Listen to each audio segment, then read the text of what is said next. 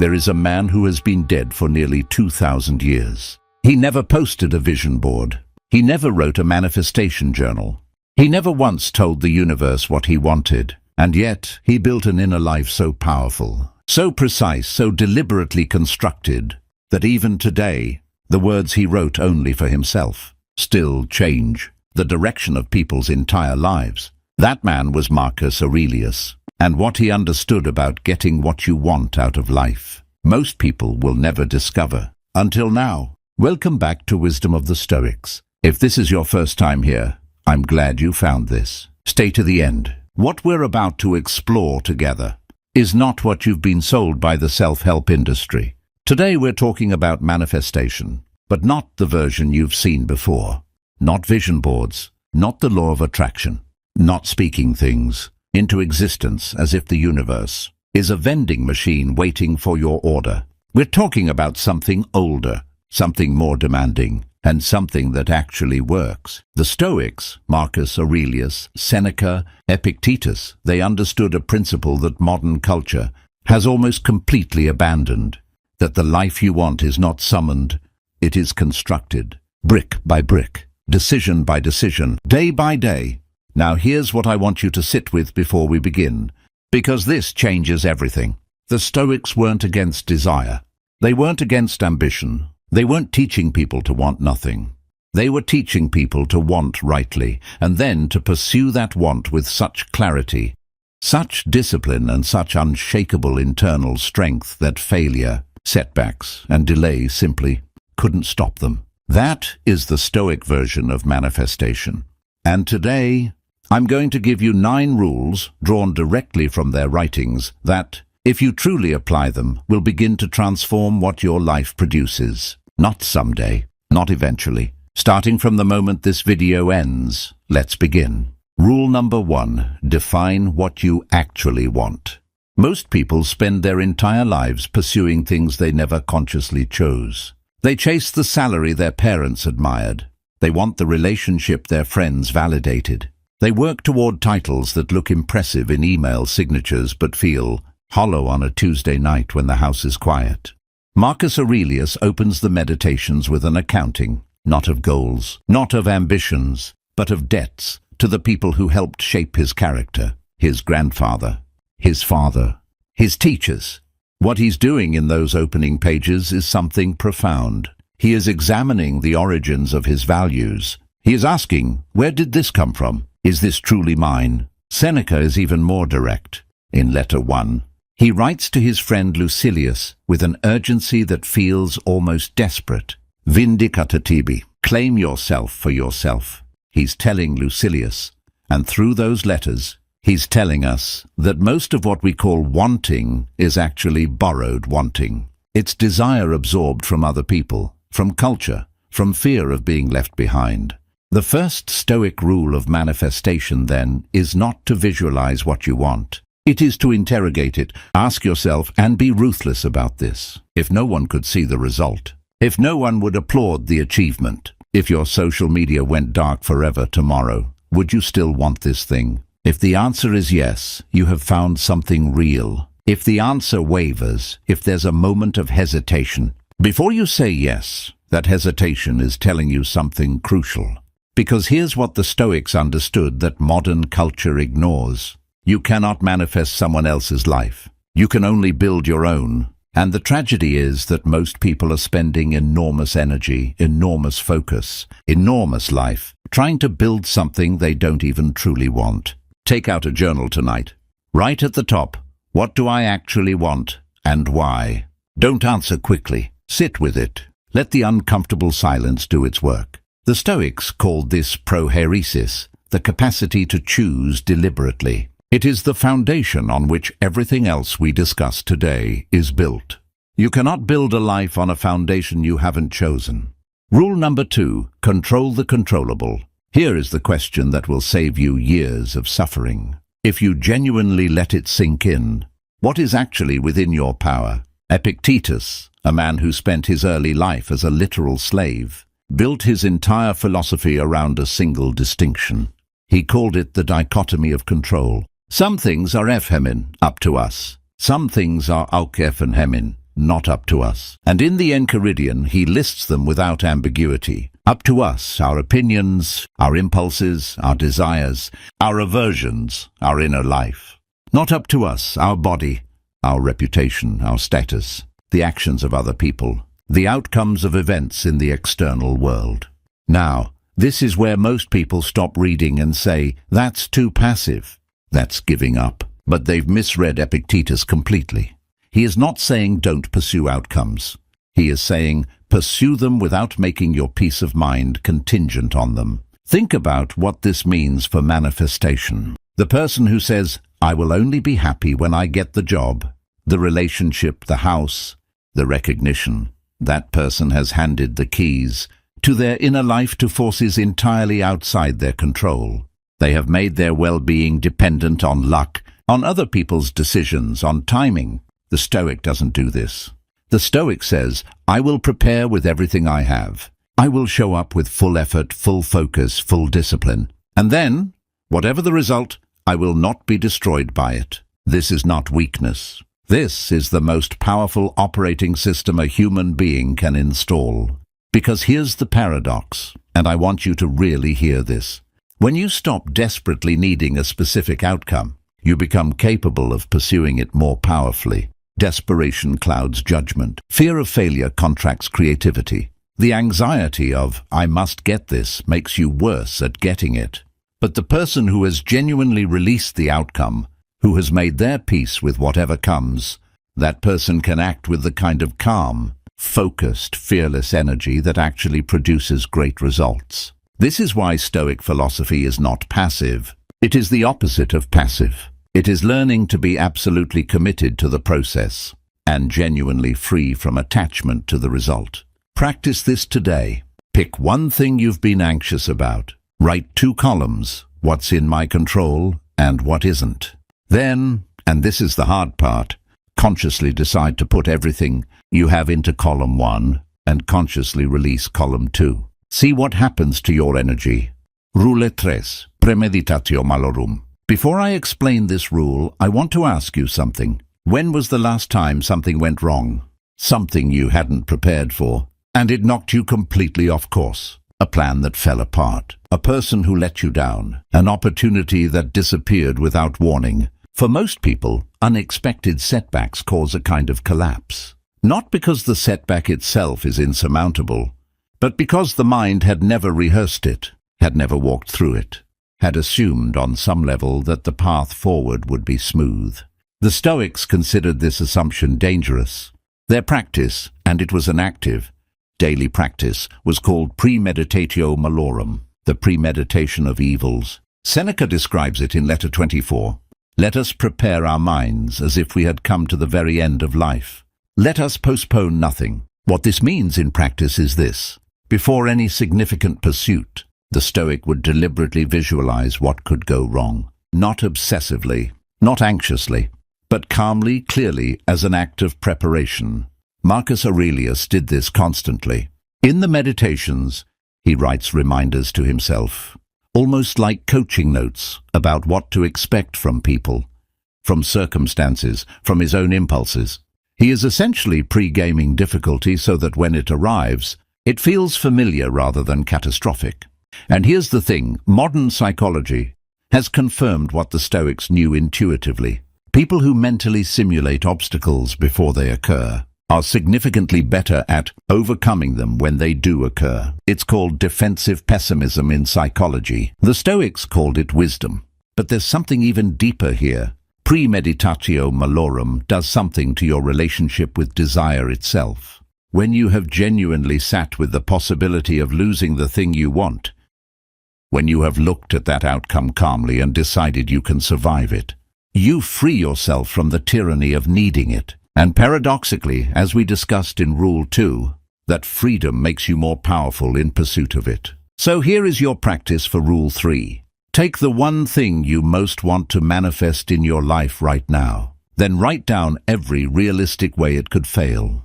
Every obstacle, every setback, every way the timing could be wrong or the people involved could disappoint.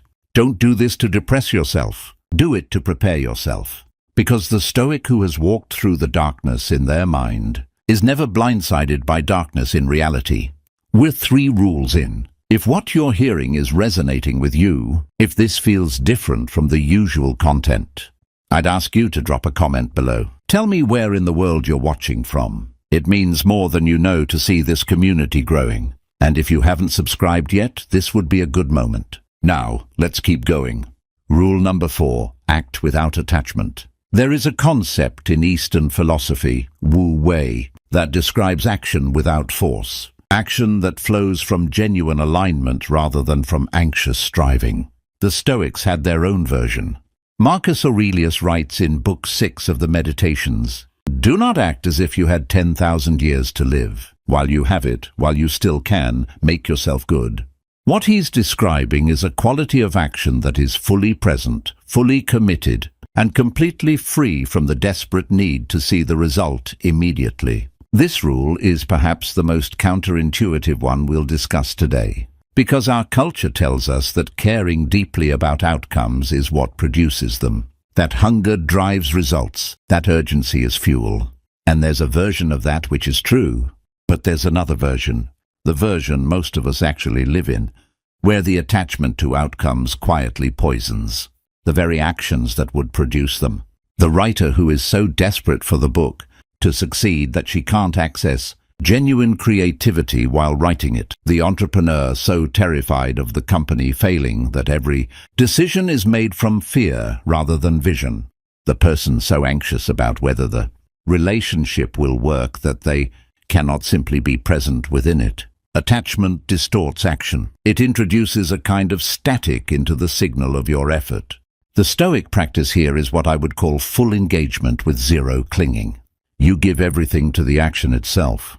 You bring your complete attention, your complete craft, your complete discipline to what is in front of you right now, and then you release it. You do not keep checking. You do not keep measuring. You do not keep asking, is it working yet? You act, and then you return to acting. Seneca puts it this way: the mind that is anxious about the future is miserable, not because the future doesn't matter, but because anxious anticipation of it is a tax on the present moment that produces nothing of value. The Stoics were, in the deepest sense, masters of presence, not because they were spiritual or mystical, but because they understood that the present moment is the only place where real work gets done. This week, practice this. Choose one important project, one pursuit, one relationship, and commit to showing up to it with full attention. Zero checking and zero scorekeeping for 7 days. Act, release, repeat. Watch what happens. Rule number 5. Become the person first. This is the rule that changes everything. And it's the one that's almost entirely absent from modern manifestation culture. Here is the question modern culture asks: what do I need to do to get what I want? Here is the question the Stoics asked: who do I need to become to deserve what I want? Do you feel the difference? The first question is transactional. It's looking for steps, hacks, shortcuts, ways to extract the outcome, without necessarily undergoing any internal transformation. The second question is existential. It asks you to look at the gap between who you are today and who the version of you would have to be to naturally inhabit the life you're describing. Marcus Aurelius, even as Emperor of Rome, arguably the most powerful man alive, never stopped working on his character. The Meditations is not a book of achievements. It is a book of private self-correction. Page after page of him examining where he fell short, where he reacted poorly, where he failed to live up to his own standards. He understood something that very few people understand. External outcomes are downstream of internal character. What you produce in the world is, over time, with enough consistency, a reflection of who you actually are on the inside. The person who is genuinely disciplined will, eventually, have a disciplined life. The person who is genuinely courageous will, eventually, have taken the actions that create an extraordinary life. The person who is genuinely honest will, eventually, have relationships built on real trust. And the reverse is also true. You cannot sustainably manifest a life that outpaces your character. Not for long. Because the gap between who you are and what you've built eventually closes, usually painfully. This is why lottery winners so often return to financial struggle. This is why people who get the relationship they wanted often destroy it. This is why promotions don't fix the person who hasn't done the inner work. The external arrived. The internal wasn't ready.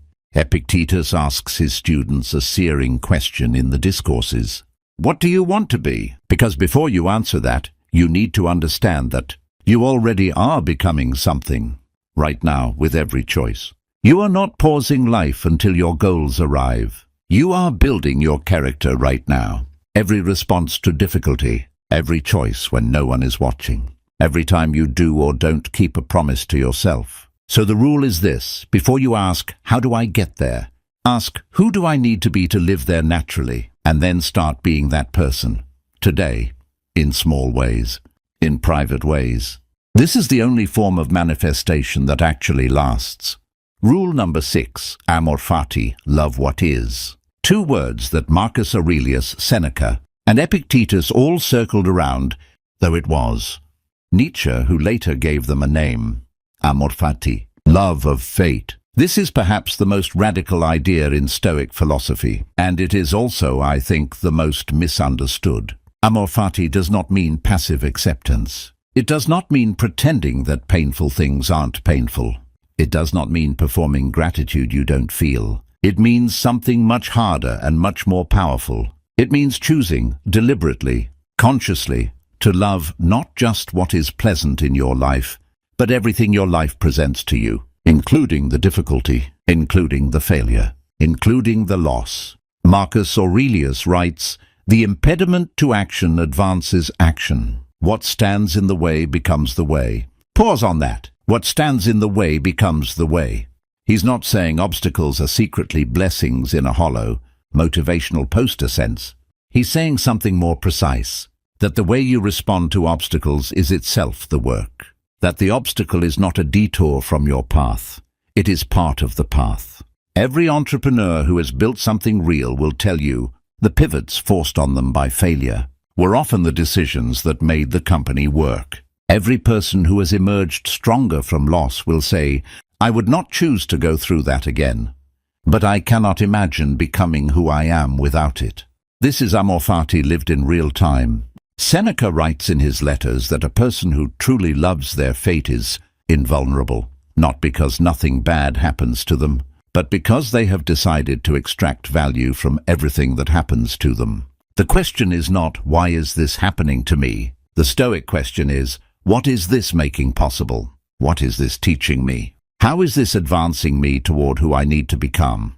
When you shift to that question, even in the middle of something genuinely hard, you will feel your energy shift. You stop being a victim of your circumstances. You become, as Marcus put it, the craftsman of your own character, using whatever material life provides. And the person who can love their fate, truly, not performatively, is the person who cannot be stopped, because they have removed failure as a category. Everything for them is either success or useful information. Rule number 7, the daily examination. Seneca describes a practice in his letters that he learned from his own teacher, a practice of ending each day with a form of self-examination. He writes, "When the light has been removed and my wife has fallen silent, I examine my entire day and go back over what I've done and said." He would ask himself 3 questions, or rather, 3 variations of one question. Where did I fall short today? Where could I have been better? Where tomorrow can I do differently? This is not self-criticism. This is something the Stoics valued far more than self-criticism, self-knowledge. The difference matters enormously. Self-criticism says, I failed, I am weak, I am not enough. Self-knowledge says, this is where I actually am. Here is the gap between who I am and who I intend to be. Now, what do I do about it? One is a spiral. The other is a compass. Marcus Aurelius kept the Meditations as his version of this practice. Page after page of daily examination, not written for publication, not written for posterity, but written to hold himself accountable to his own values in private. And the key word there is private. We live in a culture that processes everything publicly. We announce intentions on social media. We perform accountability in front of audiences. We mistake the declaration for the deed. The Stoics went exactly the other direction. Their work was done in silence, in private, in the pages of a journal that in Marcus' case was never meant to be read by anyone. Because the work of becoming is not a performance, it is a practice. Here is what I want to offer you. Before you sleep tonight, spend 5 minutes, just 5, with a journal. Write down 3 things. 1. Where did I act in alignment with my values today? 2. Where did I not? 3. What is one specific thing I will do differently tomorrow? Do this every night for 30 days. I promise you, not as motivation, but as a genuine observation. The person you are at the end of those 30 days will be measurably, visibly different from the person you are today, because the daily examination is how the Stoics closed the gap between who they were and who they intended to be, one day at a time. Rule number 8, speak less, do more. Marcus Aurelius has a line in book 3 of the Meditations that I think about constantly. He writes, waste no more time arguing about what a good man should be. B1. 6 words in the Latin. 6 words that cut through centuries of noise. B1. We are living in the most talkative era in human history.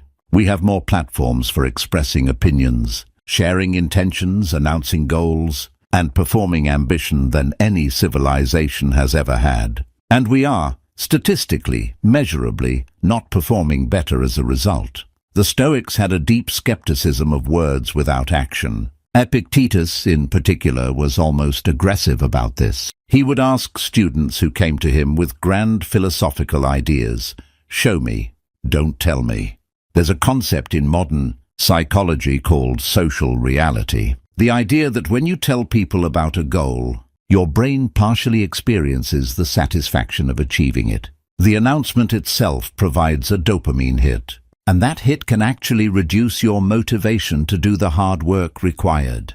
The Stoics didn't have dopamine as a concept, but they observed the same phenomenon. The person who talks most about their grand plans often does least. The person who says very little and simply works, that person often accomplishes most. Seneca writes, let your deeds speak even when you are silent. And there is a discipline required here that goes beyond just not posting about your goals on social media. It's a deeper discipline of the internal dialogue.